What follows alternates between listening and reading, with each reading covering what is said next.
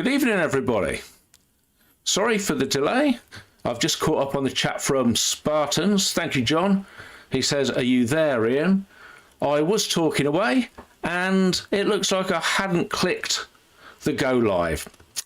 Operator error on my part. So I'm going to move this back, and we'll go back to where we were for a start. Do apologise, everybody. So let's move this away. I can get rid of that. Sorry, John, but thanks very much for letting us know. So I need to move that as well. Right, let's put this back on. So, evening everybody. Welcome to Friday Night Live from the Cloudy Sky Fantasy Football Show. Game week 21, nursing injuries, how long to wait before shipping players out. So, as you can see on the screen, we've got two S's there, Saliba and Solanke, both of which are in my team, one of which has got a long-term injury and needs to go, one of which we think might be back within a week or so, so maybe he'll get a stay of execution. But with only 40 transfers in this game, it's very difficult to know how long you've got to keep these players for.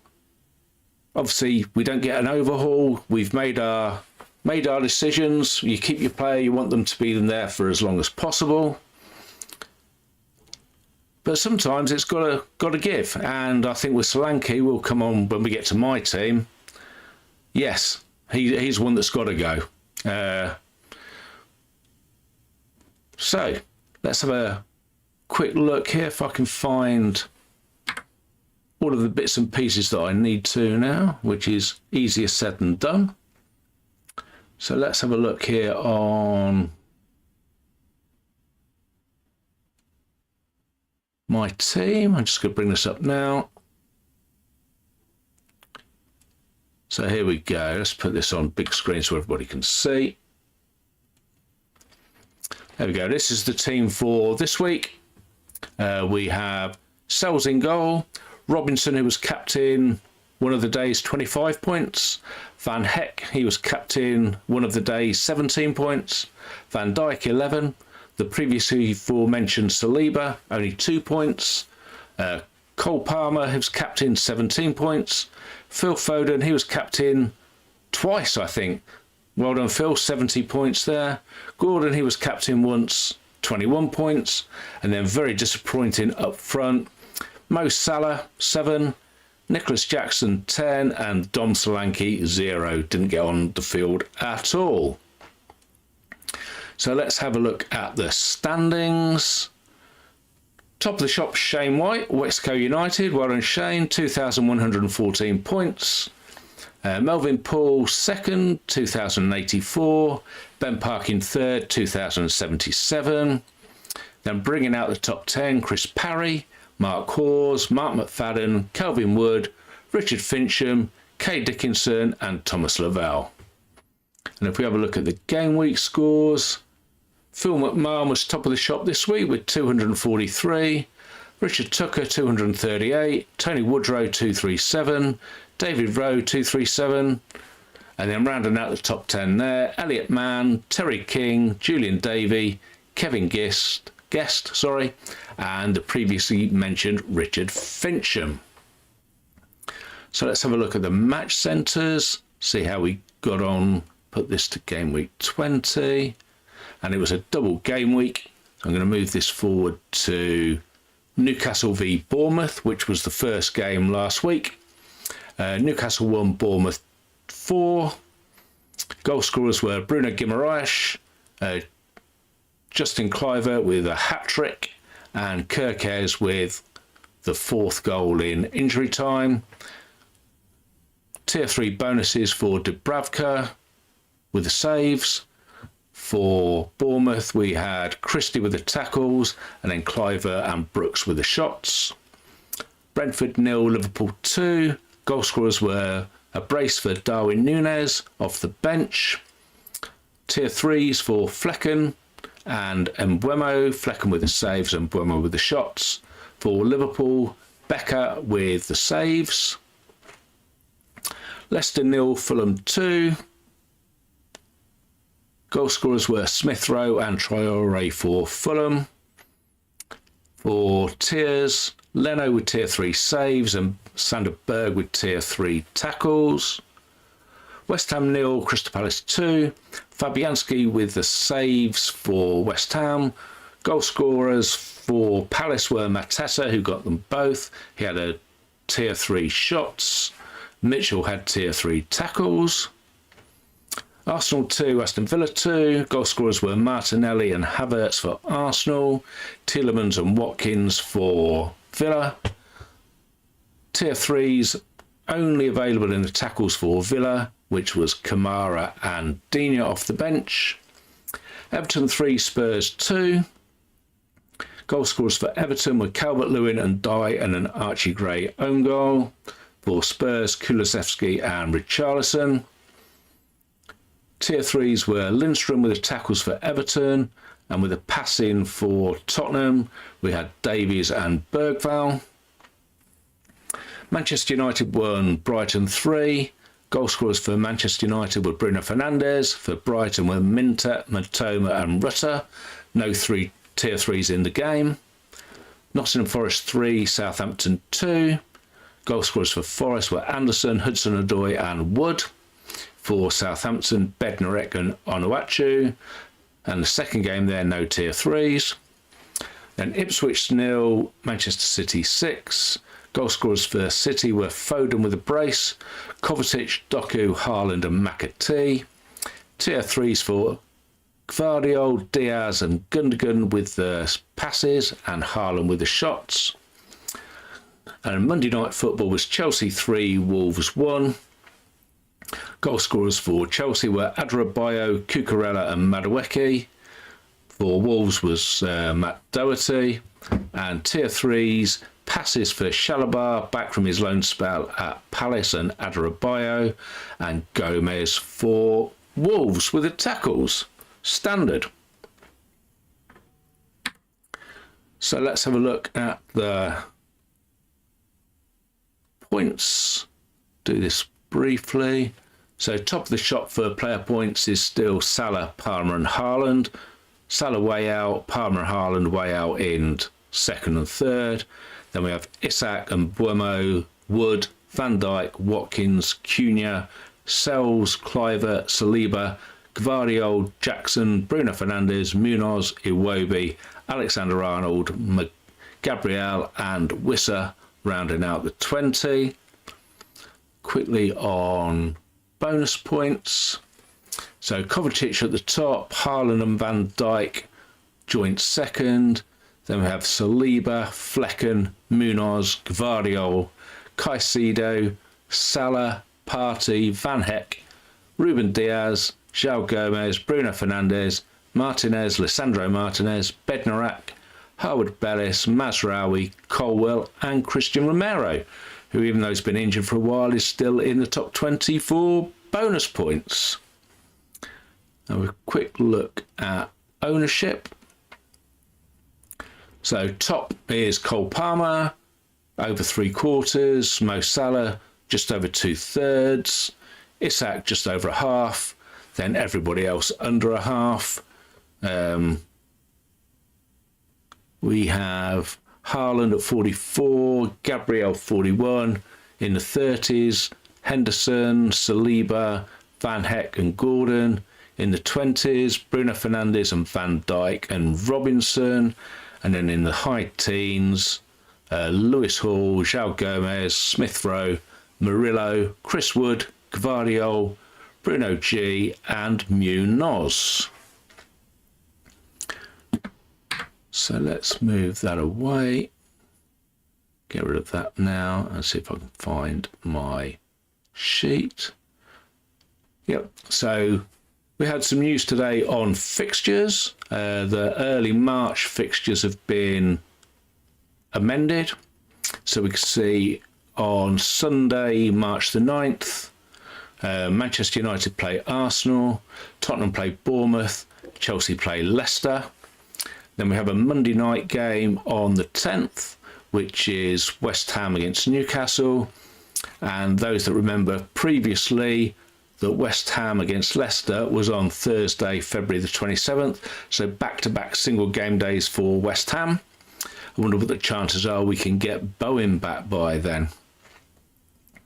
And then just before the international break, the games that have been moved to the Sunday are Arsenal v Chelsea and Leicester v Man United, or is it Leicester v Man United, and I'm fairly sure that that's the weekend of the League Cup final, so some of these matches might be postponed. Well, they will be postponed, depends on who gets there in 2 weeks' time, between Newcastle and Arsenal and Tottenham and Liverpool.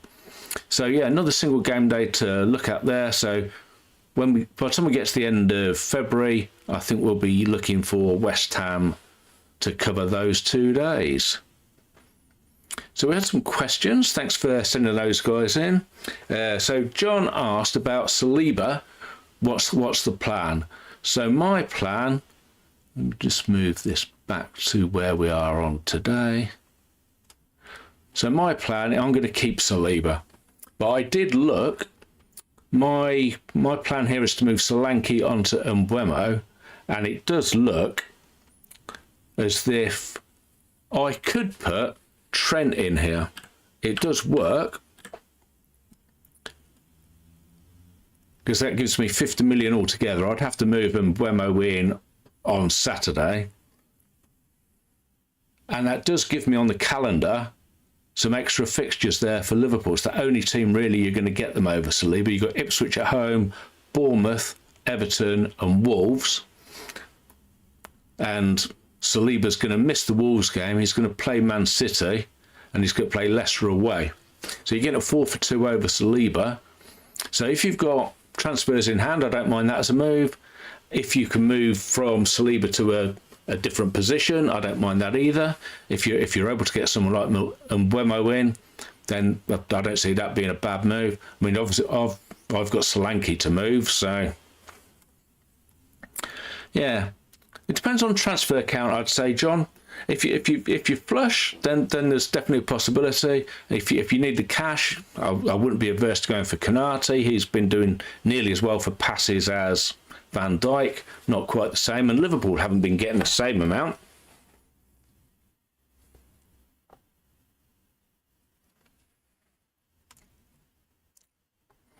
So John's just put in the chat there, since sending the question, I will hold Saliba after the press conference, but then again, it's Arteta. Well, yeah, I agree with that, mate, to be fair. But I think I'm going to keep him, but that's definitely something you could look at, be a Liverpool player. So my move, I think this week's going to be Solanke to Mbeumo.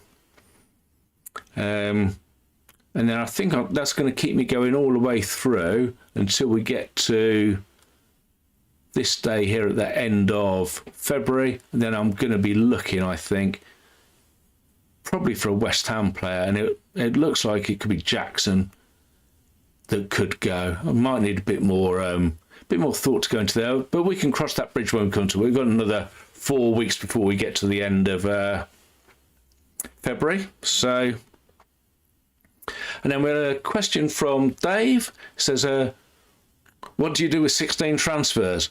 Well, I think you're in a similar position to me, Dave. I've got 17, so when I've done Solanke out tomorrow, that puts me on 16. So with Saliba, I'm thinking I've not really got much choice but to keep him, to be honest. He plays for a good defence. He's often in the passing and the tackles. So, yeah, I think with Saliba, I'll be keeping. If you're on 16 transfers, I think you're probably keeping yourself. And then he also asked, what about Kluivert? He looked at him last week as bringing him in. And if he had done, he'd have scored plenty of points. And at 2.7, he's the second highest scoring midfielder.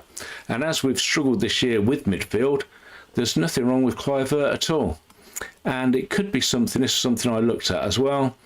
So where I've got Jackson, I can keep him for these 2 single game days after the Man City game on Monday the 3rd and Valentine's Day on Friday the 14th of February. And then I could move them maybe to Kluivert for Southampton, Wolves, Brighton, Tottenham, Brentford, Ipswich, West Ham, Fulham. Cracking set of fixtures there, so might be something to look at there as well. So, yeah, thanks, David. If you'd have got him last week, great. Unfortunately, neither you nor I did, but he does look like he could be a player. Penalties. Are Bournemouth going to do anything in the window? They might do. I'm not sure how long their injured players are out for. I know that if an Ilson is shorter term than the replacement, but the replacement wasn't getting much time anyway, so let's have a look and see where we are for this week. So matches for this weekend, there's no early kickoff. The TNT game is the late game on Sunday, Fulham against Manchester United. So Bournemouth against Nottingham Forest. I think this might be quite tight. Forest have been good away. Bournemouth, well, they were very good last week. And they've had some good performances against good sides at home as well. So I think this might be a draw. I'd probably go, if I was a betting man, I'd probably go for a score draw, 1-1, 2-2 maybe. Brighton against Everton, another 3 o'clock. I think Brighton will probably have too much for Everton. I'll go for a 2-0. Liverpool against Ipswich. Liverpool should be full of beans. Ipswich got humped at home against Manchester City last week. I imagine that Liverpool will probably do a number on them. How many they're going to score, I'm not sure. Something like 3 or 4-0 wouldn't surprise me. Southampton against Newcastle. Southampton have, down in the dumps, but they've improved a little bit. I saw a lot of their game against Manchester United, and they weren't too bad until they got overrun by Ahmad at the end. Newcastle were disappointing against Bournemouth last week. I expect they'll bounce back. I doubt they're going to score too many. I'll probably give something like a 2-0 win to Newcastle. Wolves against Arsenal. I think this will be a low-scoring game. I'll go for Arsenal to sneak it 1-0 at the end. Then Manchester City against Chelsea. This is the Saturday evening game. Manchester City on the back of a beating against PSG, and they're going to need a win next week in Europe to qualify. But I think they might have too much for Chelsea. I'll go for a 2-1. Then the Sunday games, two early kickoffs. Crystal Palace against Brentford is on the TV. Difficult to know what to make of this game. I think it might be tight. Both teams score. I'll go for a 1-1 draw. Tottenham against Leicester. Tottenham really need a win here. I think Ange could be in trouble if they don't win, but I think they will. I think they'll have too much for Leicester. I'm going to go for a 2-0 win. Villa against West Ham is the Super Sunday game. I think Villa will have too much for West Ham. They've got a big game coming up in the Champions League on Wednesday. They play at home to Celtic, and I think a win should get them a bye into the last 16. I'll go for a 2-1 win for Villa. And then a Sunday night game, Fulham against Manchester United. I think Fulham are playing well. Manchester United not so good. I think I might just sneak a 2-1 win for Fulham there. Right, well, thanks very much for watching, everybody. Sorry for the delayed start and probably a briefer run through than I would have liked, but I'm on dinner duty tonight, so I've got to go and sort that out now. John, thanks for your help. Hope I've helped you with your question as well. So enjoy the football, everybody. Enjoy Traitors if you're watching that tonight, and we'll be back next week for a preview of Game Week 22. Thanks very much, everybody. Bye for now.